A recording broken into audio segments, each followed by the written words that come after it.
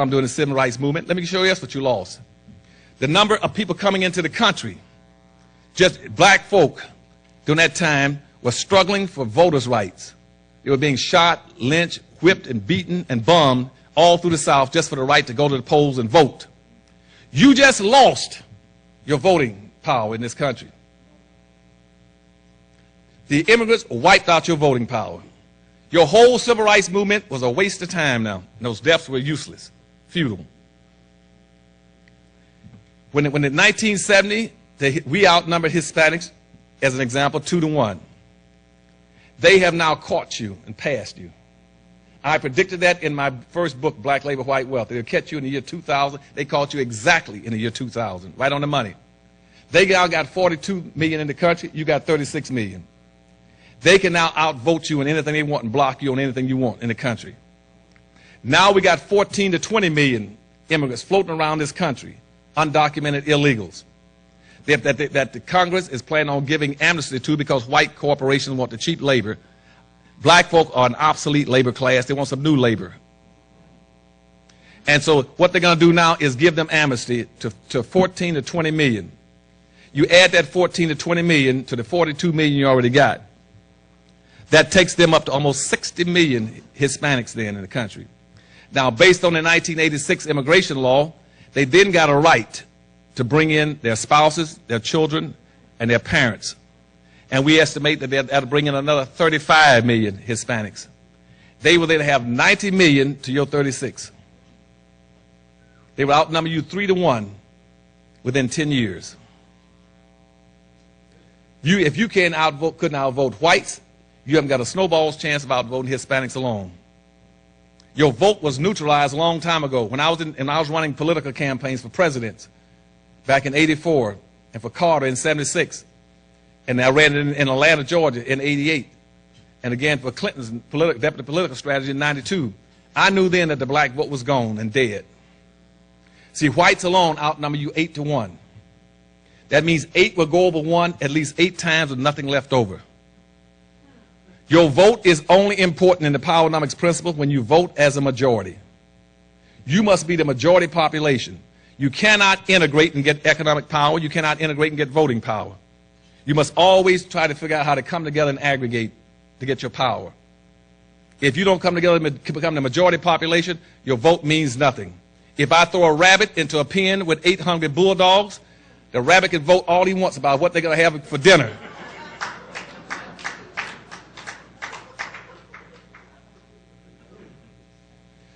And now, so that's why I tell the black folk, we now have to learn how to use powernomics principles. Now, how does that relate to your marketing? Here's the problem.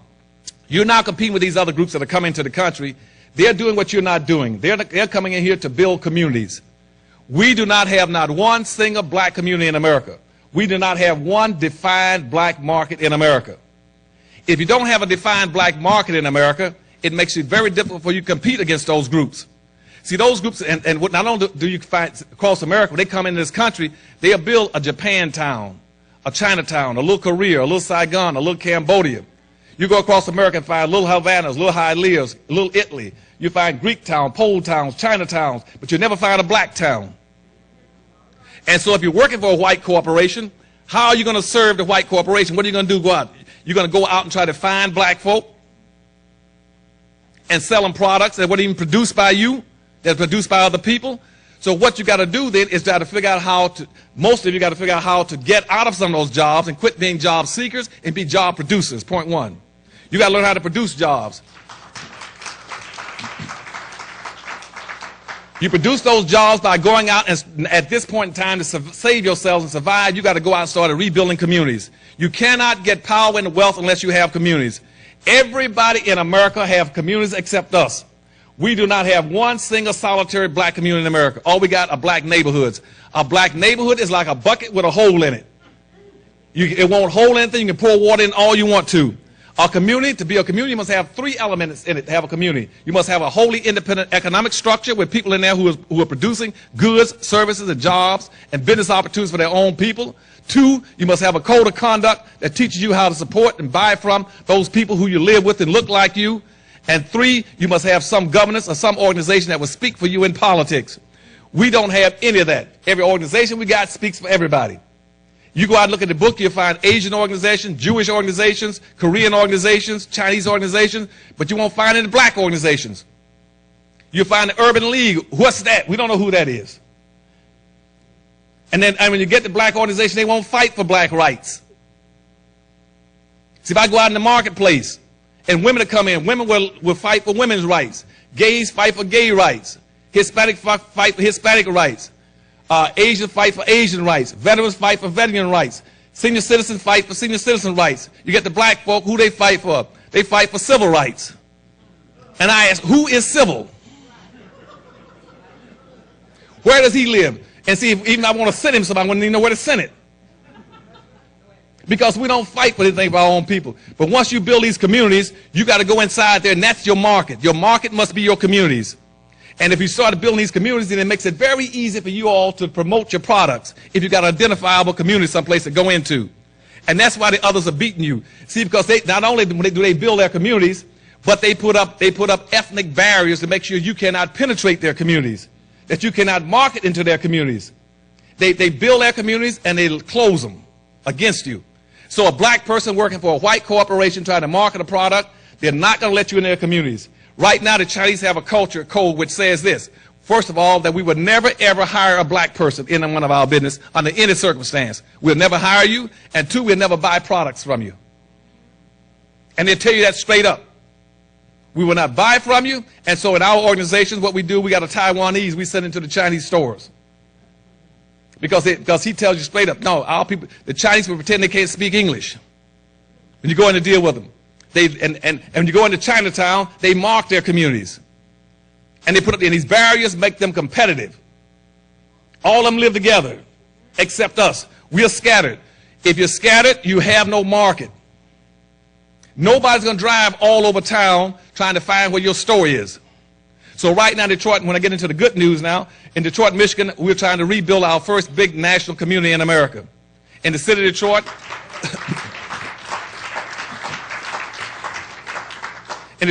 we have an area, a project area. My project area is over 100 acres. I got another 141 acres outside the city. We're going to build, I'm putting in 21 to 26 factories in there. I'm putting in about 15 distributorships. And I'm putting in about almost 50 to 52 businesses in there where black folk can now walk to work and walk and shop. And now when you all come, and now you marketers can come because you got your own community to come to sell your products. So when your corporations say, well, I don't know where your consumers are, where the black consumers are, where they are, you say, yes, I know where they are. We got one area in Detroit. We're going to build them in other cities. Just like you got an Asian town or Chinatown. And see, when you build these communities, you put up barriers too. Like in Chicago, where is Deborah? Like in Chicago, see my good friend Dorothy Tillman. See, Dorothy Tillman's been using those Powernomics principles down on 47th and South Martin Luther King Boulevard. You know what I'm saying? Okay, so what I told Dorothy, I said, you go in there and you find me a black area in Chicago and start building black businesses in there.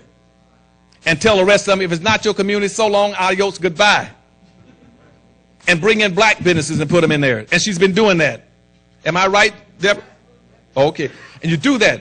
And then I told her, she said, what else could I do? I said, once you build these communities so that your marketers and developers can get in, you mark and close your community just like the others do. When I go into Chinatown, as soon as I come around the corner, I'll see a big pagoda. And I'll see all kind of flags, and I'll hear ching dong, ding dong. I know they mark that community, that's theirs. And they're going to use their language and go look at the street signs. They're going to change those street signs so it reflects their culture, so it's closed, so you can't speak the language, you can't get in and get out. You got to learn. So what Dorothy Tillman does, and you go down there, Deborah, see, you look up on those telephone posts. Am I right? Thank you. See, and you see those big silhouettes, gold silhouettes of a silhouette of a black man with either a saxophone or a trumpet. Am I right, baby? And that you do the same. You build your communities and close them. So that you got a market to promote your products in. And not only and now you got a closed community. And when you put up those barriers, that gives you a competitive advantage, just like the Asians got a competitive advantage in Chinatown. And the Hispanics got a competitive advantage, like in Miami. So you go into Miami, when the Cubans came into Miami, when I'm over education down there, the Cubans went in and took over all the distributorships, all in South Florida, so they control the industries down there. And they use their culture and their language as a barrier so no one else can get in. When I go in and say, why don't you Cubans learn how to speak Spanish? They say, why? No. That's our barrier. That's what protects our community. That's what protects our businesses and keep out the competition. And if anything, if you want to deal with us, you better learn Spanish and come in here, but you're on our turf. And we see our people won't do that. They'll integrate. And like out in California, in Oakland, California, where they had this big issue about speaking Ebonics. A lot of our civil rights leaders went out and jumped all over Oakland County saying, you know, it's bad for you to be allowing the kids to speak Ebonics and use Ebonics as a second language, teach our kids English. Wrong. There's nothing wrong. There is no such thing as bad English. The whole point of a language is to communicate. As long as people can communicate, every piece of language is good. If I right now would tell you I can start a language right now saying oop is up and is down. And if I say you know I said down. As long as you can communicate, it's good.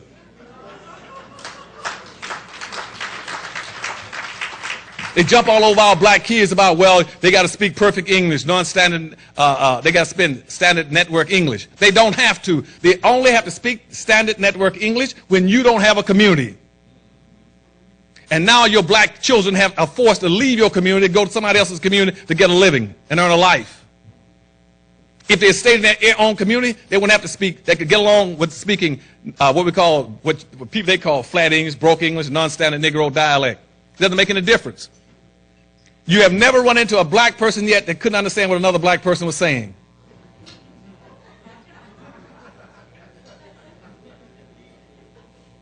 And don't let them BS you all. As long as you stay in your own community, got your own community where you got jobs and business opportunities for your own people, you can get away with talking any way you want to.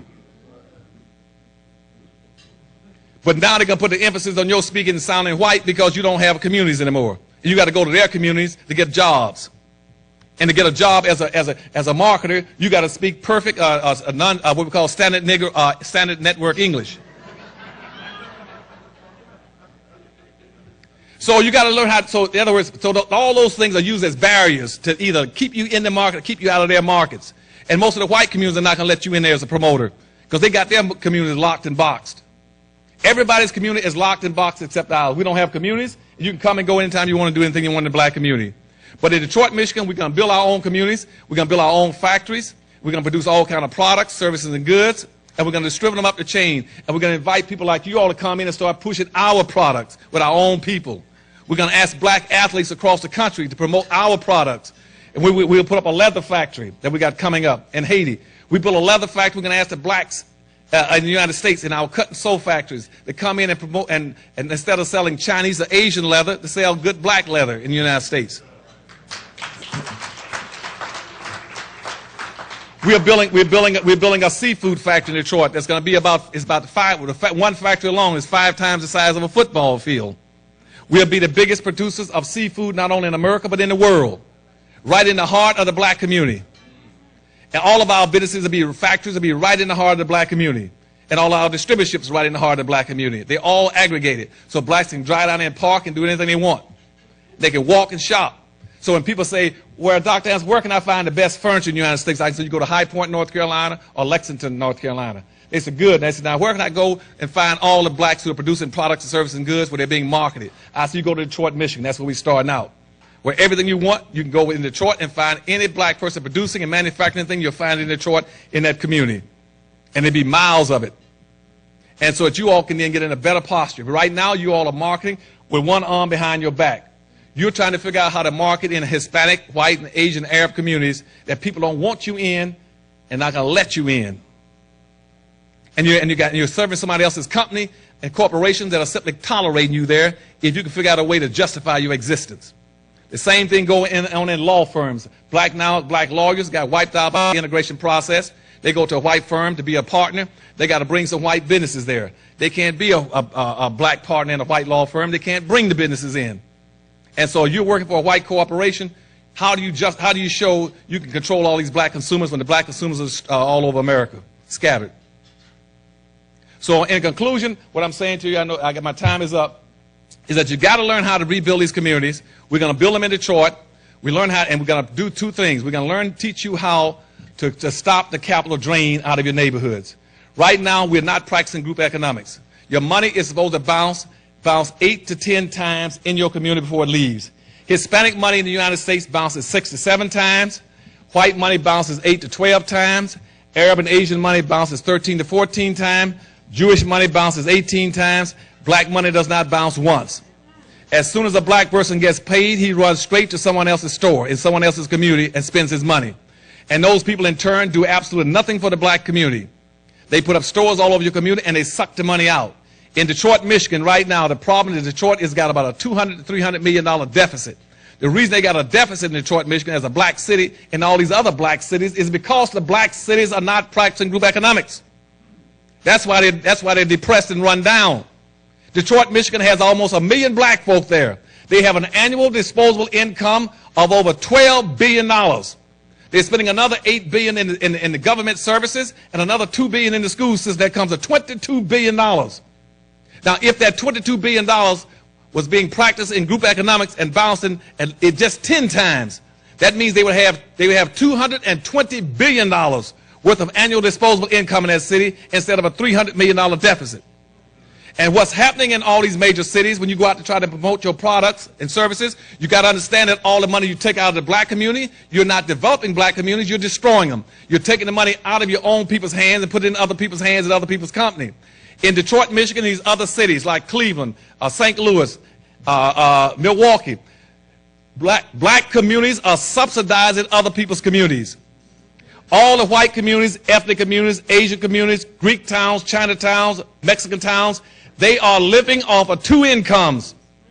They're living off of 100% of their money and 98% of yours.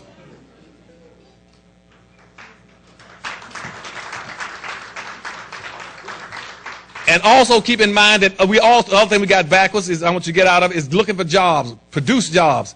We are the only people in the country that work for other people. 97 to 98% of all the white people in America only work for whites. Asian